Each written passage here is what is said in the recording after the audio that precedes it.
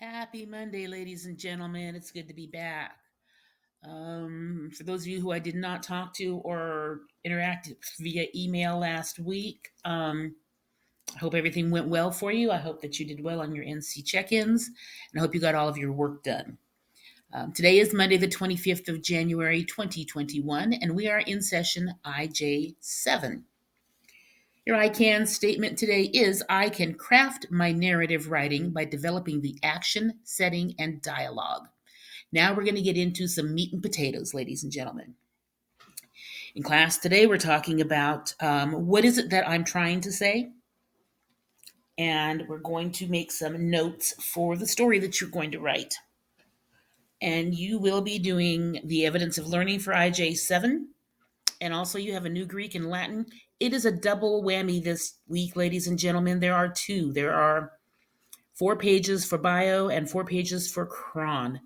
I know these don't take you that long to do, so I don't want to hear any complaining. You are big boys and girls, and I feel confident that you can handle it. So let's look at what we're going to discuss today.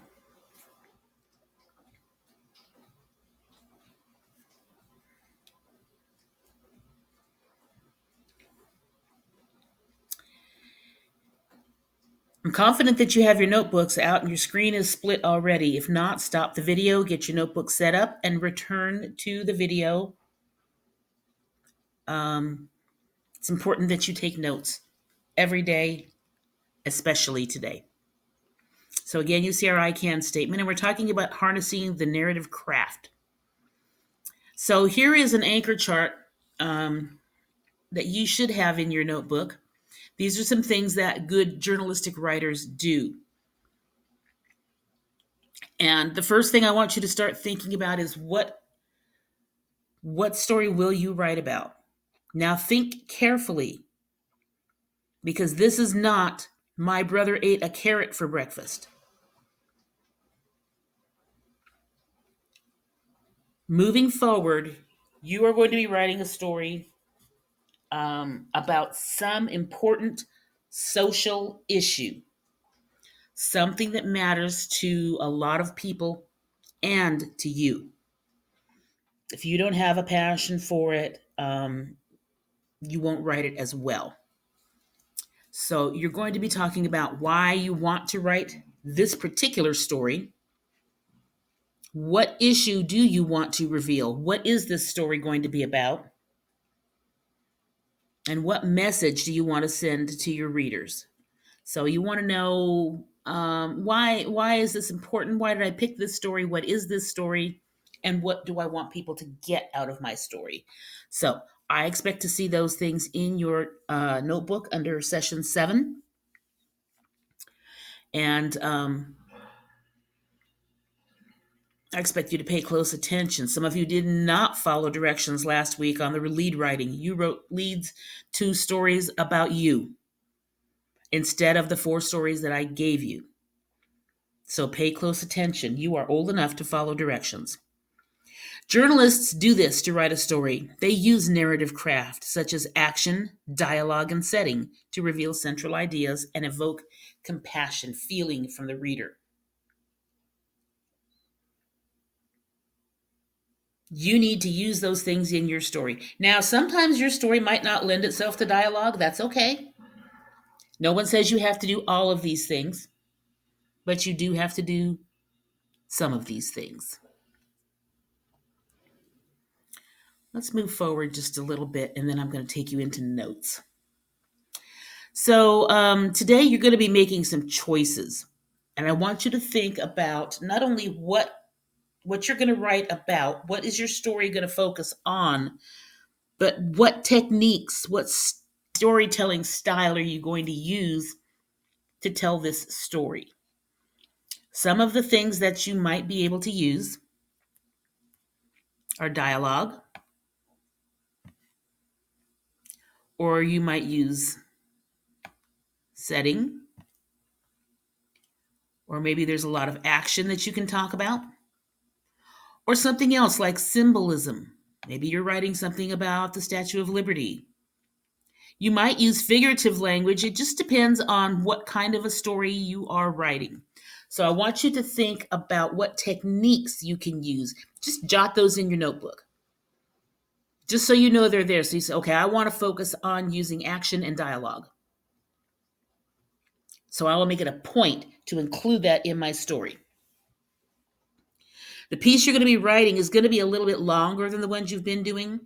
It's going to be meatier. It's going to be more of a journalistic piece than you've been writing. We've been working up to it, and I've graded you pretty softly on what you've written so far. But it's going to get tougher. Make no mistake, it's going to get tougher. So in your notebook, I want you to do something like this. Under session 7, you should write, think about it. And decide on your topic. In my case, I'm choosing animal shelters are overflowing. Then I'm going to put, why do I want to write this story? Well, that's pretty easy for me. I love animals. And what issue do I want to reveal in my story? And why do I want to do that?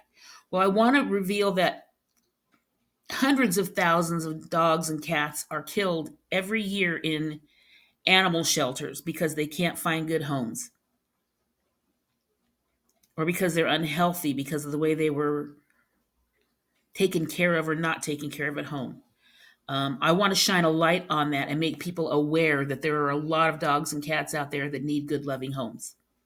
And the message that I want to send to my readers is that there are millions of four-legged companions waiting for a family to love. So I've answered those questions. Those questions are also going to be answered in Canvas. So you can copy and paste it. What issue do I want to reveal and why? And what message do I want to send to my readers? So in Student View,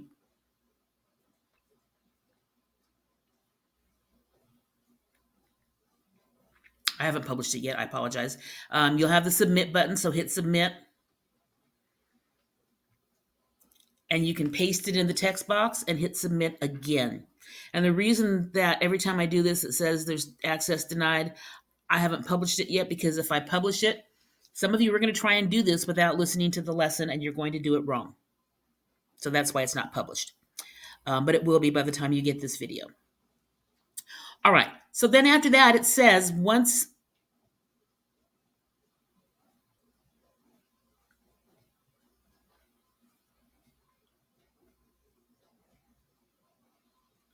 you have answered those questions, then you're going to go to your notebook. That's what I was just showing you. Let me go out of this because I edited it. There we go. Okay.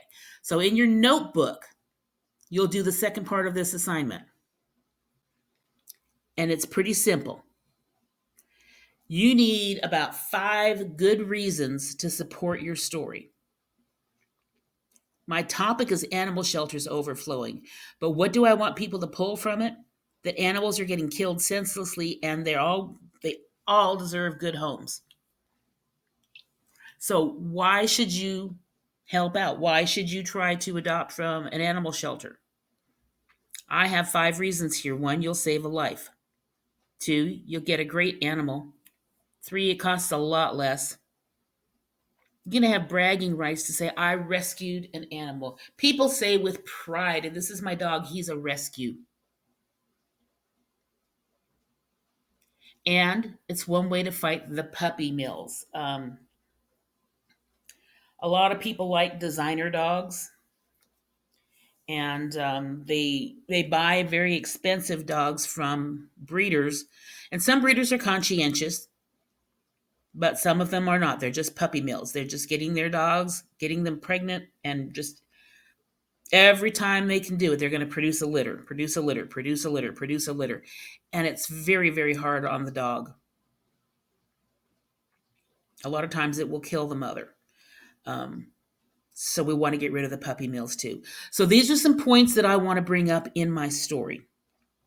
You need 5 things, 5 strong points you want to bring up in your story. Now, you're not going to turn this in yet, but I will be looking at your notebooks to see if you've done it. So let's go back to here. This is really a quick session, honestly. So we've looked at what am I trying to say and put it in your notes. Make sure that you have that information in your notes. I also showed you the evidence of learning. And the other thing is the Greek and Latin, which is the bio and the cron. I'm going to say this another time. Think about a story that you want to write that has social ramifications. Black Lives Matter, women's rights, housing, public health, animal rights.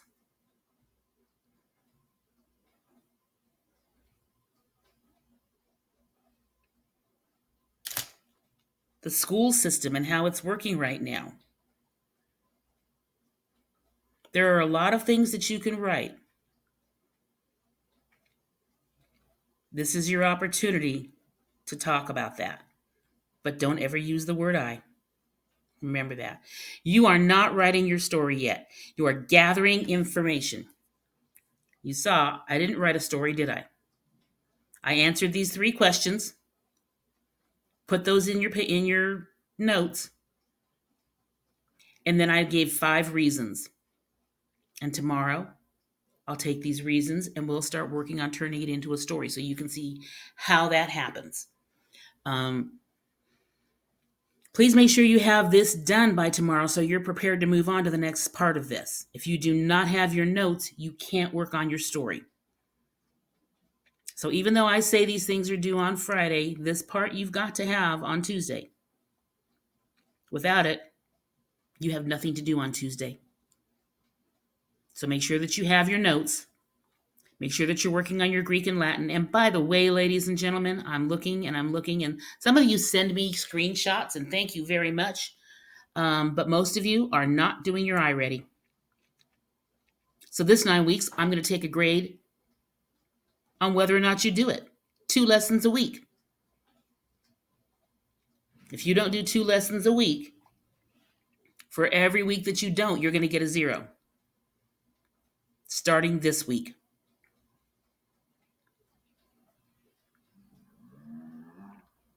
You have a learning path in iReady. Follow it. If I give you a teacher-assigned lesson, I will let you know. But even if I don't, you are required to do 2 lessons a week. So at the end of the week, if you've done those 2 lessons, you'll get 100%, as long as you passed them. If you didn't, you'll get a 0. It's all or nothing, ladies and gentlemen. As always, if you miss a class, miss a session, you can look at the videos here. If you're watching this video right now, you already know that, and that's fine. Remember your daily dues. If you're in class, sign in. Check your email regularly. Do that iReady, and read 30 minutes a day minimum. Minimum. You're big boys and girls now. You can do it. So that's it for session IJ7. I hope you have a lovely Monday, and I will see you tomorrow. T2 out.